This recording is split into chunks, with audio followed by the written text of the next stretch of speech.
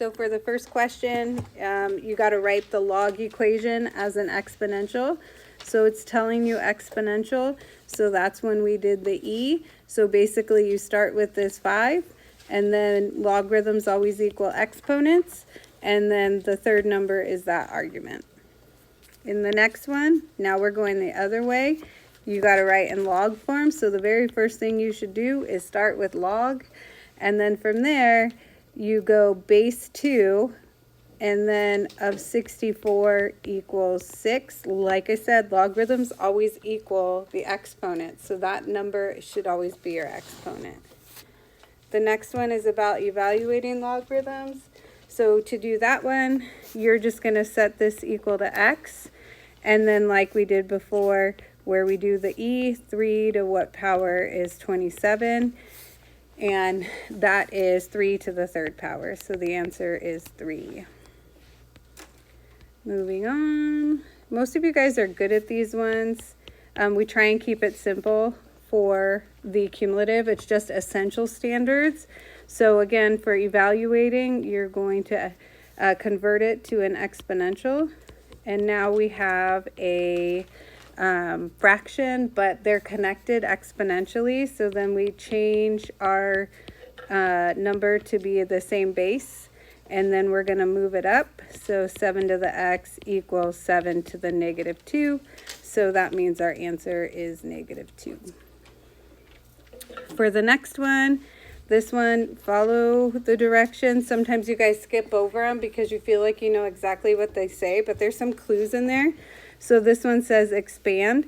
So this is where we're going to point out that there is multiplication going on between x and y. So we have log, and the base is 10. If you want to write 10, you can, but we don't need to. And then this is the problem that tripped up most people on the actual test on this, is knowing that in log land, multiplication goes with addition, okay? And then the other part to this is that this says expand, so these numbers should get bigger. So you shouldn't have exponents. So it's 5 log x plus 3 log y. And then same thing for number 6, except the opposite, because it says condense, and condense means to make smaller. So for making things smaller, we're going to put that 4 back up in the exponent, and then we are going to change this to division, and then cross out that second log. So we end up with log of a to the 4th over c. Moving on to this next one. On the test, you actually don't need to round to the nearest hundredth. I just made this on Delta Math, and that's what they do for that problem right there. So you just need to solve for x. So you just have to undo that 3, which is an exponentiation problem. So the way we undo that is we take log base 3 of both sides. These cancel, and then I just get x equals log base 3 of 34. I told the other class that if all else fails and you remember how to do the e from this side and you can't remember how to solve this, try translating it with e, right? You know how to do that.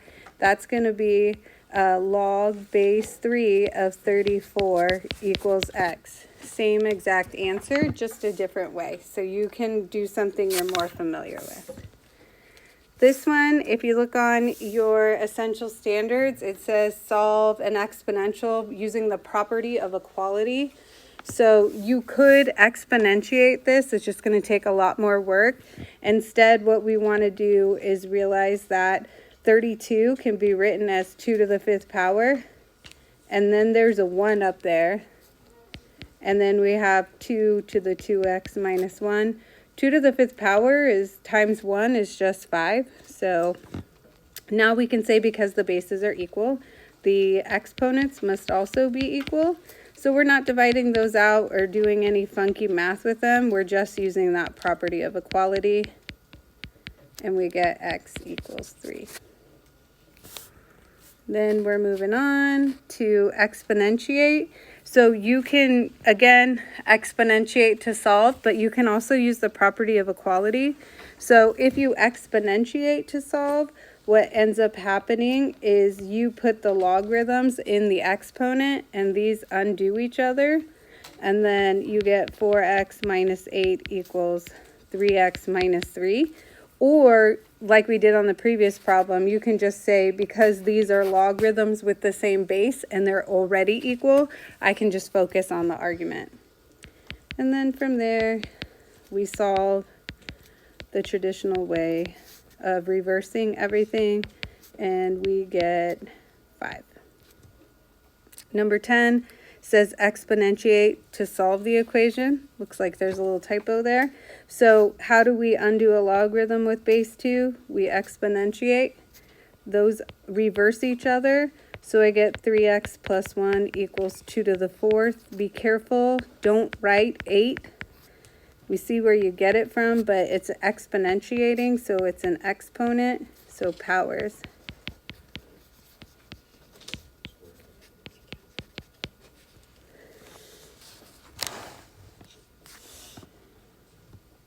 I will also show you with that same problem, like we did before, if you wanted, and you're like, I have no idea how to do this, the way that it's exponentiating, what the heck does that even mean? You can convert it to an exponential using that e, and so that would be 2 to the 4th power equals 3x plus 1, and solve it from there, okay? So that's just a little trick that you can use. We'll do this last one from logarithms real quick. The difference on this one is you have a plus sign here, so you always have to condense first. So what you're going to do is change this to multiplication and then cross that out. Then you're going to rewrite it. Log base 2 of 2x times 2 equals 3, and 2x times 2 is 4x. And then from here, we can exponentiate. So undo that logarithm. And then you get 4x equals 8, because 2 to the 3rd power is 8. Divide by 4, x equals 2. Okay, number 12 says determine the excluded values. First thing you're going to do is only focus on that denominator. Excluded values only come from the denominator because thou shalt not divide by 0 in math. So we get x minus 3 times x plus 1 cannot equal 0. I know there's an x minus 3 in the numerator, and if it asked us to simplify, we would cancel it. But when you're doing excluded values, it doesn't matter if it cancels, you have to still exclude it if it is in the denominator ever. So x cannot equal 3 or negative 1.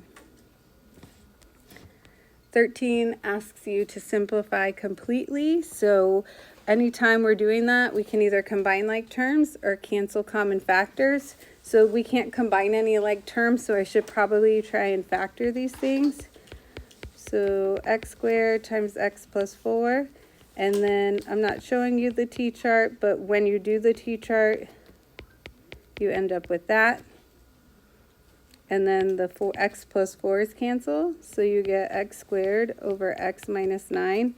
And don't try and cancel this and this, because this is minus, so that x is actually a term, but the top x is either a term or a factor. So our final answer is just going to be x squared over x minus 9. So the rest of the next few problems are all just factor cancel, factor cancel. So this one has an x squared in common. And then this has a difference of squares. Some of you struggle with that still, so if you ever see a difference of squares, or if you're not sure if it's x squared, you can make a t-chart for it. and get that right there, and you'll see the crisscross added the middle cancels out. And then this one is also a t-chart. So now we'll just cancel everything that we can. So we have x plus 8's cancel, x minus 8's cancel, x minus 3's cancel. And I'm just left with that x squared over 1, which we can just write as x squared. Okay, moving up to the top, now we have divide, and that's keep, change, flip. So that means that this changes to multiplication and that you need to flip that fraction right there. So the top one is x plus 2 times x minus 2 when we difference of squares it. Ooh, what is that? 9 and 2. Yeah. And then we have x minus 9 over 6x. So this and this are common factors, and they cancel. We're left with x plus 2 over 6x. So then it gets to this part, and it's when we're in math, if you're adding or subtracting, you have to have like terms. So we have to have common denominators. So they need to be identical. So that one needs its x minus 3, and then this one over here needs an x plus 3. Just be really careful because of that minus sign. So it doesn't ask us to solve, so we still need that common denominator. So x plus 3 times x minus 3. And I'm going to put parentheses around that one because I want to make sure that my math is correct. So x plus 3 minus 7 times x minus 3. On the test, a lot of you didn't do this step. You went straight to this step and you forgot the negative on the second term. So I would strongly encourage you just to write that extra step where you write the whole numerators out without doing any math. 3x plus 9 minus 7x plus 21 all over x plus 3 times x minus 3.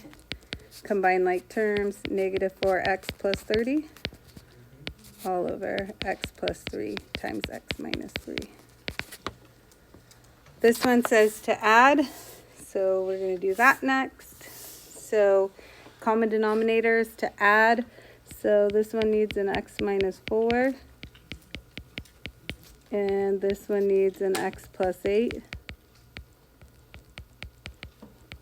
And because these other things have two terms in them, I'm putting parentheses around them. So as I suggested, just copy the numerator first without trying to do the work and taking a one-step shortcut, because hopefully then you will be okay. I had students do this on the test and it was just like so sad,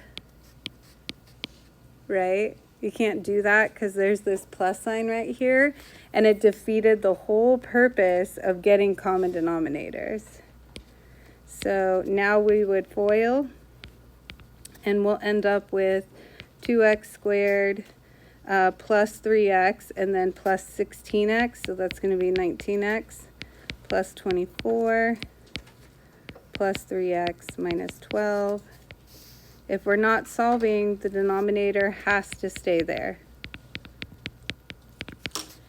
So that reduces to 2x squared plus 22x minus 12 over the common denominator. Okay, 18 asks us to solve, so we need common denominators. So this one's good, this one's missing a 3, and this one's missing an x.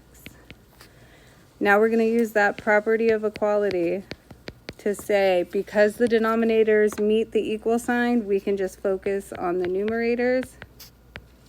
And you'll see me just copying it as is, other than 1 times x, because I don't want to make any silly mistakes, especially on a cumulative that's multiple choice, because you probably are, one of the options would be forgetting to distribute a negative or something like that. So whenever we're solving equations, you always are going to combine like terms on each side, and then you're going to start moving things around. So I'm going to move my x over here because I like my x to always be positive. So this is 12 equals 3x. So x equals 4. And I'm just going to do a real quick check to make sure. Is 4 one of our excluded values? No, only 0 is an excluded value here. The 3 is a constant. It can never change to 0. So it never needs to be worried about. All right, last page. So another solving one. So if you look right there, do you see that negative that's in front? What I would suggest you do is just put it up there with the -2 or with a 2. So we need common denominators here. Oop, I see another one. Sorry.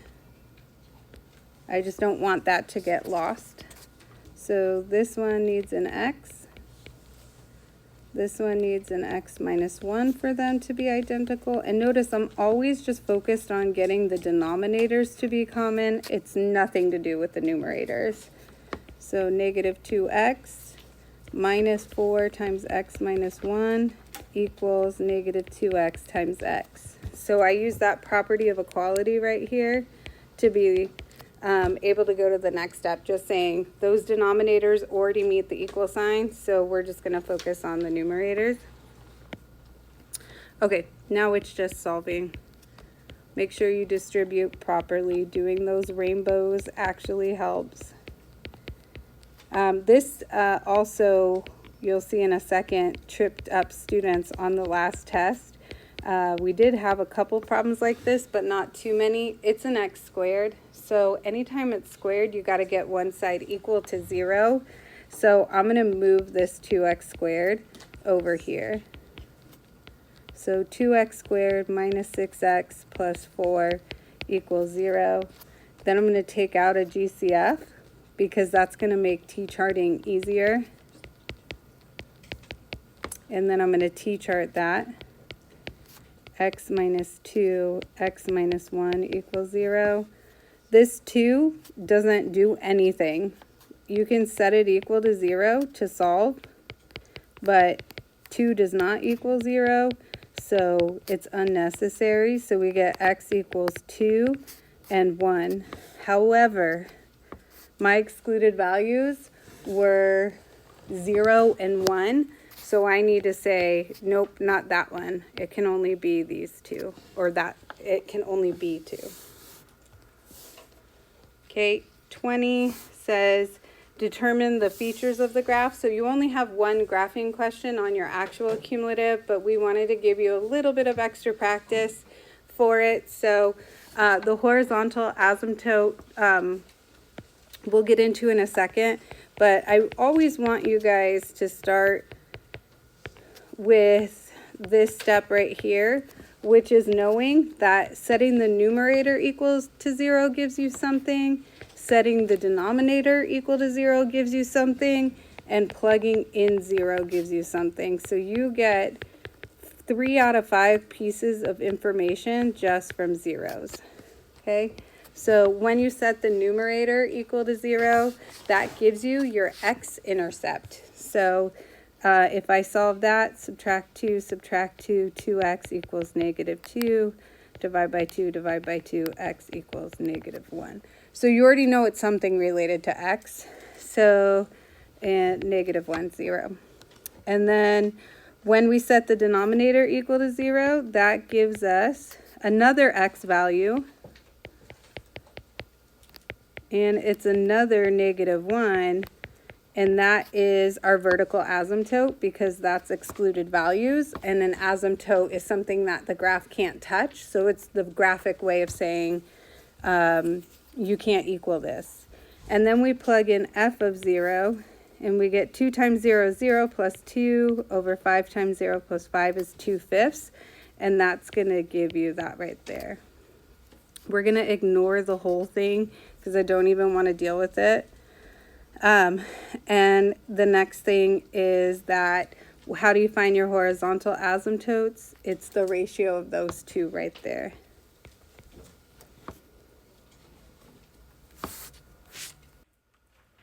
Alrighty, last problem. We're actually going to graph one.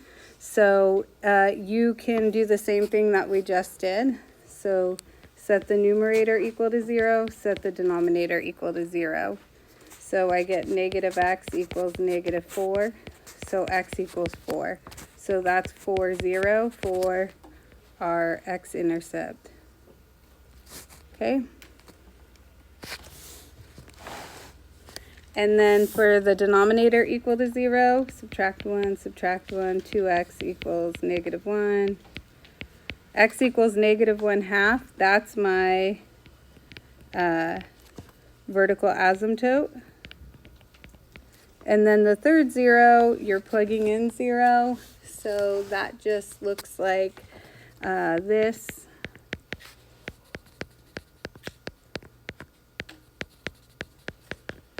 And that gives us 4 over 1. So that means that our y-intercept is 0, 4. You can see mathematically that makes sense because you're plugging in 0 for x, so your output is y. So if you're ever not sure, fall back on the basics. And then we need our horizontal, and that's going to come from this right here. There's really a negative 1 right there. So your horizontal is y equals negative 1/2. So that's this right here. So there are 4 out of 5 things. We know the graph likes to hang out here, and we know it has a second piece. So it's in the blank space on the left somewhere. So I'm going to pick in the next closest number. I'm going to pick 1 for my test point. Sorry, negative 1. So that's just plugging that in. Careful with that double negative. Yours will not be negative. So this is going to be positive 1. So that is 5 all over negative 2 plus positive 1, which is negative 1, which is negative 5. So my test point is negative 1, negative 5. So negative 1, negative 5. I can see which asymptotes it likes to hug, so it's going to hug that right there. And that's it. 20 questions for that cumulative review.